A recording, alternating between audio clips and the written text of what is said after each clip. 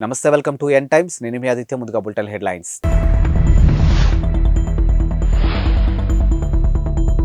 బడ్జెట్కు ఆమోదం తెలిపిన కేంద్రం కేబినెట్.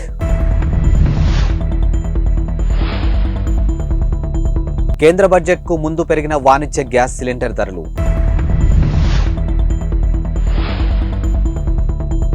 ఎమ్మెల్యేగా నేడు కేసీఆర్ ప్రమాణ స్వీకారం, ఆ వెంటనే ప్రతిపక్ష నేతగా బాధ్యతలు స్వీకరణ. ప్రధాని నరేంద్ర మోదీ ఆధ్వర్యంలో సమావేశమైనటువంటి కేంద్ర కేబినెట్ మధ్యంతర బడ్జెట్కు ఆమోదం తెలిపింది. కేంద్ర ఆర్థిక మంత్రి నిర్మలా సీతారామన్ మరి కాసేపట్లో లోక్సభలో బడ్జెట్ను ప్రవేశపెట్టి ప్రసంగించనున్నారు. సార్వత్రిక ఎన్నికల నేపథ్యంలో ప్రవేశపెట్టే ఈ బడ్జెట్లో వివిధ వర్గాలకు ఊరట కలిగించే నిర్ణయాలు ప్రకటించే అవకాశం ఉందని ఆర్థిక విశ్లేషకులు భావిస్తూ ఉన్నారు. అయితే తాత్కాలిక బడ్జెట్ కావడంతో పెద్ద అంచనాలు పెట్టుకోవద్దంటూ మంత్రి నిర్మలా సీతారామన్ ఇప్పటికే క్లారిటీ ఇచ్చారు. బడ్జెట్లో ఈసారి కూడా వేతన జీవులకు ఊరట కలిగించేలా ఆదాయ పన్నుకు సంబంధించి మినహాయింపులు ప్రకటించే అవకాశం ఉందని, ఉద్యోగ కల్పన, నిర్మాణ రంగాలకు ప్రత్యేక కేటాయింపులు చేస్తుందని ఆర్థికవేత్తలు అభిప్రాయపడుతూ ఉన్నారు. కాగా పెట్టుబడులు ఉపసంహరణ విషయంలో ప్రభుత్వం వరుసగా 5వ ఏడాది కూడా నిర్దేశించుకున్నటువంటి లక్ష్యాలను అందుకోలేకపోయిందని ఆర్థిక విశ్లేషకులు చెప్పారు. ఈ ఆర్థిక సంవత్సరంలో 51,000 కోట్ల పెట్టుబడులు ఉపసంహరణకు కేంద్రం టార్గెట్ గా పెట్టుకోగా, డిఏపిఏఎం వెబ్సైట్ ప్రకారం ఇప్పటి వరకు కేవలం 10,51,73 కోట్లు మాత్రమే సమీకరించగలిగింది. కాసేపట్లో కేంద్ర మధ్యంతర బడ్జెట్ సమావేశాలు ప్రారంభం కాబోతున్నాయి. లోక్సభ ఎన్నికల ముందు మోదీ ప్రభుత్వం చివరి బడ్జెట్ను ప్రవేశపెట్టబోతుంది. కేంద్ర ఆర్థిక మంత్రి నిర్మలా సీతారామన్ వరుసగా 6వసారి బడ్జెట్ను ప్రవేశపెట్టి చరిత్ర పుటల్లోకి ఎక్కబోతున్నారు. ఈ బడ్జెట్లో ఎన్నికల తాయిలాలు ఉండే అవకాశం ఉంది. మరోవైపు బడ్జెట్ సమావేశాలు ప్రారంభం కావడానికి ముందు ఎల్పీజీ వాణిజ్య సిలిండర్ ధరలు పెరిగాయి. ఒక్కో సిలిండర్ పై 14 పెంచారు. ఢిల్లీలో 19 కేజీల కమర్షియల్ ఎల్పీజీ సిలిండర్ 1,769.50కి చేరుకుంది. స్థానిక పన్నులను బట్టి ఈ ధర ఒక్కో రాష్ట్రంలో ఒక్కో విధంగా ఉంటుంది. ఇప్పటి నుంచి సిలిండర్ బుక్ చేసుకునేవారు పెరిగిన ధరను చెల్లించాల్సి ఉంటుందని, అయితే గృహ అవసరాల కోసం వినియోగించే డొమెస్టిక్ సిలిండర్ ధరలు మాత్రం పెంచలేదు. డొమెస్టిక్ గ్యాస్ సిలిండర్ ధరను చివరిసారిగా మార్చి 1వ తేదీన మార్చారు. బీఆర్ఎస్ అధినేత కె చంద్రశేఖరరావు నేడు ఎమ్మెల్యేగా ప్రమాణ స్వీకారం చేయనున్నారు. ఇటీవలే జరిగినటువంటి అసెంబ్లీ ఎన్నికల తర్వాత ప్రమాదవశాత్తు ఫామ్ హౌస్ లో జారిపడిన కేసీఆర్ తుంటి ఎముక విరగడంతో ఆపరేషన్ చేయించుకున్నారు. దీంతో ప్రమాణ స్వీకారానికి దూరమయ్యారు. ప్రస్తుతం ఆయన పూర్తిగా కోలుకోవడంతో నేటి మధ్యాహ్నం ప్రమాణ స్వీకారం చేయనున్నారు. మధ్యాహ్నం 12 గంటలకు అసెంబ్లీకి చేరుకుంటారని, 12:45 స్పీకర్తో ఆయన ప్రమాణ స్వీకారం చేయిస్తారని బీఆర్ఎస్ పార్టీ వర్గాలు తెలిపాయి. అనంతరం శాసనసభాపక్ష కార్యాలయంలో పూజలు చేసి ప్రతిపక్ష నేతగా బాధ్యతలు స్వీకరిస్తారు. ఇటీవలే జరిగినటువంటి ఎన్నికల్లో కామారెడ్డి, గజ్వేల్ స్థానాల నుంచి పోటీ చేసిన కేసీఆర్ గజ్వేల్ నుంచి విజయం సాధించినప్పటికీ కామారెడ్డిలో ఓటమి పాలయ్యారు. బీజేపీ అభ్యర్థి కాటిపల్లి వెంకటరమణారెడ్డి చేతిలో 5,156 ఓట్ల తేడాతో కేసీఆర్ ఓటమి పాలయ్యారు. తమిళ సూపర్ స్టార్ విజయ్ క్రేజ్ గురించి ప్రత్యేకంగా చెప్పాల్సిన పని లేదు. రజనీకాంత్ తర్వాత ఆ స్థాయి స్టార్డమ్ సొంతం చేసుకున్న నటుడు విజయ్. ఇప్పుడు స్టార్డమ్ను ఉపయోగించుకుని రాజకీయాల్లోకి కాలు మోపబోతున్నాడు. దళపతి రాజకీయాల్లోకి రాబోతున్నాడంటూ గత కొంతకాలంగా వార్తలు హల్చల్ చేస్తూ ఉన్నాయి. అందుకు ఊతమిచ్చేలా అభిమానులతో ఎప్పటికప్పుడు సమావేశం అవుతూ వస్తున్నాడు. ఈ నేపథ్యంలో తాజాగా మరోమారు ఆయన అభిమానులతో సమావేశం కావడం తమిళ రాజకీయాల్లో వేడి పుట్టించింది. విజయ్ రాజకీయ అరంగేట్రం దాదాపు ఖరారైందని, 2024 శాసనసభ ఎన్నికల్లో తాడో పేడో తేల్చుకోవాలని విజయ్ నిర్ణయించుకున్నట్లు చెబుతున్నారు. మరికొన్ని నెలల్లో జరుగుతున్నటువంటి లోక్సభ ఎన్నికల బరిలో కూడా దిగడం ద్వారా అనుభవం సంపాదించుకోవచ్చని ఓ నిర్ణయానికి వచ్చినట్టు తెలిసింది. తన అభిమాన సంఘం విజయ్ మక్కల్ ఇయక్కం నిర్వాహకులతో ఇప్పటికే 4 సార్లు సమావేశమైన విజయ్ తాజాగా చెన్నైలోని పనేయూరులో 150 మందితో సమావేశమై పార్టీ పేరు, జెండా, అజెండా వంటి విషయాలను కూడా చర్చించినట్లు సమాచారం. పార్టీ పేరుతో ప్రజలు తమిళనాడు అభివృద్ధి కలిసి ఉండేలా తమిళ మున్నేట్రం కలగం అనే పేరును మొగ్గు చూపినట్లు తెలుస్తుంది. ఇదే పేరుతో ఎన్నికల సంఘం వద్ద పార్టీని నమోదు చేసినట్టు కూడా చెప్తూ ఉన్నారు. తమిళ సూపర్ స్టార్ రజనీకాంత్ రాజకీయాల్లోకి వస్తున్నట్టు ప్రకటించి ఆపై తప్పుకున్న వేళ విజయ్ మాత్రం పట్టుదలతో ముందుకెళ్తూ ఉన్నాడు. బాలీవుడ్ సీనియర్ డైరెక్టర్ వినోద్ చోప్రా పుత్రోత్సాహంతో పొంగిపోతూ ఉన్నారు. ఆయన తనయుడు అగ్ని చోప్రా భారత దేశావళి క్రికెటర్ టోర్నీ రంజీ ట్రోఫీలో సెంచరీలతో పరుగులు వెల్లువెత్తిస్తూ ఉన్నాడు. అగ్ని చోప్రాకు ఇదే తొలి రంజీ సీజన్. 25 ఏళ్ల అగ్ని ఆడుతున్నటువంటి తొలి రంజీ సీజన్లో తొలి 4 మ్యాచ్ల్లోనే 5 సెంచరీలు బాది చరిత్ర సృష్టించాడు. దేశావళి క్రికెట్లో ఇలా తొలి 4 మ్యాచ్ల్లో సెంచరీలు చేసినటువంటి ఆటగాడు ఇతరొక్కడే. అగ్ని చోప్రా రంజీలో మిజోరం రాష్ట్రానికి ప్రాతినిధ్యం వహిస్తూ ఉన్నాడు. సిక్కిం, నాగాలాండ్, అరుణాచల్ ప్రదేశ్, మేఘాలయ జట్లతో జరిగినటువంటి మ్యాచ్లో ఈ యువ ఆటగాడు సెంచరీలతో విరుచుకుపడ్డాడు. మేఘాలపై 2 ఇన్నింగ్స్లో 2 సెంచరీలు చేయడం విశేషం. తనకు ఓటు హక్కు వచ్చినప్పటి నుంచి ఇప్పటి వరకు అయితే చంద్రబాబు గారికే ఓటు వేశానని సోషల్ మీడియాలో వైరల్ గా మారినటువంటి కుమార్ ఆంటీ ఓ ఇంటర్వ్యూలోనూ చెప్పారు.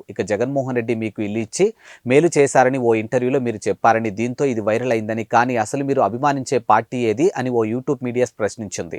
ఈ ప్రశ్నకు కుమార్ ఆంటీ స్పందిస్తూ తనకు ఓటు వచ్చినప్పటి నుంచి చంద్రబాబుకే వేశానని సమాధానం ఇచ్చారు. ఇప్పుడు ఇది ఎక్స్ సామాజిక వేదికపై ట్రెండింగ్ గాను మారింది. ఇక సోషల్ మీడియాలో వైరల్ గాను మారిన కుమార్ ఆంటీ ఇటీవల ఓ ఇంటర్వ్యూలో తన పేరు మీద ఎలాంటి ఆస్తులు లేవని, జగన్ వచ్చాక వచ్చినటువంటి ఇల్లు మాత్రమే ఊళ్ళో ఉందని చెప్పారు. ఇక తనకు ఆస్తులు ఉన్నాయని ప్రచారం జరగడంతో ఆమె ఈ వివరణ ఇచ్చారు. అయితే జగన్ తనకు ఇల్లు ఇచ్చిన అంశంపై నెట్టింట వైరల్ గాను మారింది. ఇదే సమయంలో మీరు అభిమానించే పార్టీ ఏది అని మరో యూట్యూబ్ ఛానల్ ప్రతినిధి అడిగితే తాను ఎప్పుడూ చంద్రబాబుకే ఓటు వేశానని చెప్పారు. ఆంధ్రప్రదేశ్ ముఖ్యమంత్రి వైఎస్ జగన్మోహన్ రెడ్డి ఈ నెల 10న విశాఖపట్నంలో పర్యటించున్నారు. ఇక 6 నుంచి నగరంలోని ఇందిరా ప్రియదర్శిని స్టేడియంలో ఆడుదాం ఆంధ్ర పోటీలు ప్రారంభం కానున్నాయి. ఇక 10న వైఎస్ఆర్ క్రికెట్ స్టేడియంలో నిర్వహిస్తున్నటువంటి ముగింపు కార్యక్రమానికి జగన్ హాజరవుతారు.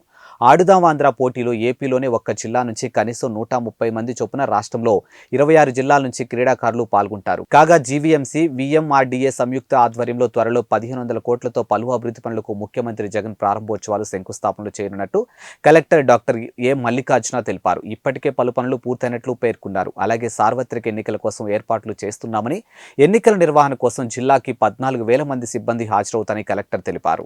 Ongole YCP MP ticket Magunta శ్రీనివాసులరెడ్డికే ఇవ్వాలని ఒంగోలు ఎమ్మెల్యే బాలినేని శ్రీనివాసరెడ్డి కొంతకాలంగా పట్టుబడుతున్న సంగతి తెలిసిందే. అయినప్పటికీ ఆయన మాటలు హైకమాండ్ ఇంతవరకు పట్టించుకోలేదు. ఈ నేపథ్యంలో ఒంగోలులోని తన నివాసంలో ఆయన మాట్లాడుతూ ఆసక్తికర వ్యాఖ్యలు చేశారు. మాగుంట విషయంలో జిల్లాలోని ఎమ్మెల్యేలు సమన్వయకర్తలు పట్టి పట్టినట్లుగా వ్యవహరిస్తున్నారని, తాను మాత్రమే హైకమాండ్తో ఎందుకు ఘర్షణ పడాలని ప్రశ్నించారు.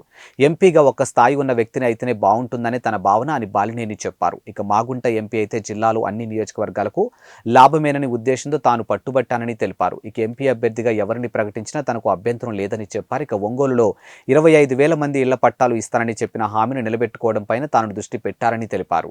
జార్ఖండ్ ముఖ్యమంత్రి పదవికి రాజీనామా చేసిన హేమంత్ సోరెన్ ని ఈడీ అధికారులు అరెస్ట్ చేశారు. ఇక నిన్న సాయంత్రం ఆయన్ను అదుపులోకి తీసుకున్న ఈడీ అధికారులు వెంటనే ఈడీ కార్యాలయానికి తీసుకుని వెళ్లారు. ఇక దాదాపుగా 7 గంటల సేపు సోరెన్ ను ఈడీ అధికారులు ప్రశ్నించారు. ఇక సీఎం పదవికి సోరెన్ రాజీనామా చేసిన నిమిషాల వ్యవధిలోని ఈ పరిణామాలు చోటు చేసుకున్నాయి.